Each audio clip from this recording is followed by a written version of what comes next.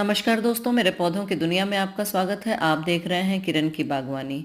जुलाई में मैंने एक बड़े प्लांट में गुड़हल की एयर लेयरिंग की थी और अक्टूबर में मैंने उसको वहां से काट के इसमें लगाया था। और अभी अक्टूबर 10 तारीख या 12 तारीख के आसपास मैंने लगाया था और आज नवंबर की 10 तारीख है। और मुझे ये देखिए, इसमें कलियां नज़र आने लगी हैं। तो देख लीजिए, आप इतना बड़ा प्लांट आप मात्र 3 से 4 महीने में तैयार कर सकते हैं। कलम से ये बिल्कुल पॉसिबल नहीं है। एयर लेयरिंग से आपको इतना बड़ा प्लांट मिल जाता है, कलियां मिल जाती हैं। तो देखते रहिए इन जानकारियों के लिए मेरा चैनल सब्सक्राइब कर लीजिए दोस्तों। Thank you.